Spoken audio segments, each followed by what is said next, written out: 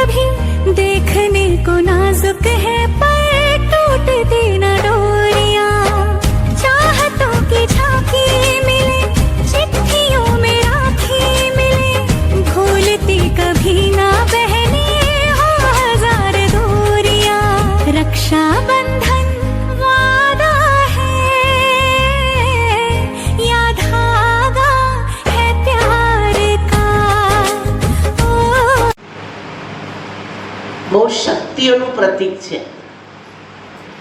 દુનિયાવાળા માટે ભલે એક દિવસની રાખડી છે. જ્યારે એક વખતે બાબા ક્લાસમાં ગયા અને ક્લાસમાં પૂછ્યું કે રાખી કિસકો બંધવાની હે, તો બધાએ હાથ ઊંચો કર્યો, ખાલી મમ્માએ હાથ ઊંચો ના કર્યો. પછી બાબાએ મમ્માને પૂછ્યું कि आप क्यों हाथ नहीं खड़ा करते? कि मैंने तो जब से आपकी बच्ची बनी तब से मैंने पवित्रता की राखी बांधी. अपना ब्राह्मण जीवन ની અંદર ઊંચામાં ઊંચું આજે પણ બાબાએ બોલી એ મહત્વ બતાવ્યું છે કે ઊંચામાં ઊંચી શક્તિ હોય તો કઈ છે? પવિત્રતાની શક્તિ. આજે આપણે મનુષ્યમાંથી દેવ બનવું છે, ફરિશ્તા બનવું છે, પાક્કા યોગી બનવું છે, પાક્કા બાબાના બાળક બનવું છે. તો એની અંદર મોટા મોટો ગુણ હોય તો પવિત્રતાનો ગુણ છે. અને એટલે જ રક્ષાબંધનનો તહેવાર પવિત્ર શ્રાવણ માસની પવિત્ર પૂર્ણિમાના દિવસે આવે છે. જે પૂર્ણિમા 16 કલાએ સંપૂર્ણ ખીલેલી છે. એમ આપણા જીવનની અંદર પણ 16 કલાથી સંપન્ન બનીશું ક્યારે? કે જ્યારે આપણે પવિત્ર બનીશું ત્યારે. પવિત્ર બનવું એટલે શું? બ્રહ્મચર્ય વ્રતનું પાલન કરી દીધું એટલે આપણે પવિત્ર બની ગયા. પરંતુ એના સાથે મોટા મોટી પવિત્રતા છે આપણા સંકલ્પોની પવિત્રતા. કેમ કે અંતિમ સમયની સેવા સંકલ્પોથી થશે, જેને આપણે મનસા સેવા કહીએ છીએ. અને એ મનસા સેવા કરવા માટે આપણા મનને એકદમ શુદ્ધ અને પવિત્ર બનાવીએ. જે આપણું મન હજુ સુધી શુદ્ધ પવિત્ર નથી. પવિત્ર શ્રાવણ માસની અંદર ભક્ત લોકો મંદિરમાં જઈ અને શિવજીની મૂર્તિ પર શું કરાવે છે? દૂધ ચડાવે છે. ભગવાન કે દૂધ જેવું નિર્મલ ને સ્વચ્છ છે, એમ તમારું હૃદય પણ કેવું બનાવો? નિર્મલ ને સ્વચ્છ.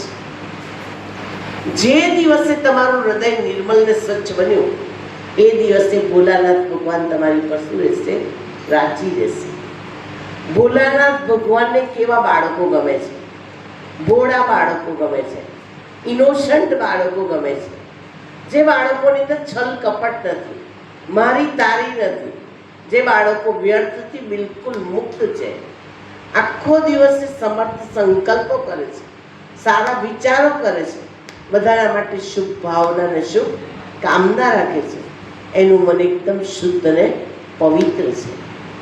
અને એ શુદ્ધિકરણનો આખો આધાર બાબાની યાદ. ગઈકાલ અવ્યક્ત મુરલી બાબાએ કેટલા કલાક કહ્યું હતું આપણને? કમસે કમ 8 ઘંટા મને શું કરો? તમે યાદ કરો. આખા દિવસમાં ગઈકાલ બાબાએ કહ્યું કઈ તો આધા ઘંટા બી યાદ નહીં કરો. કાલે જ કહ્યું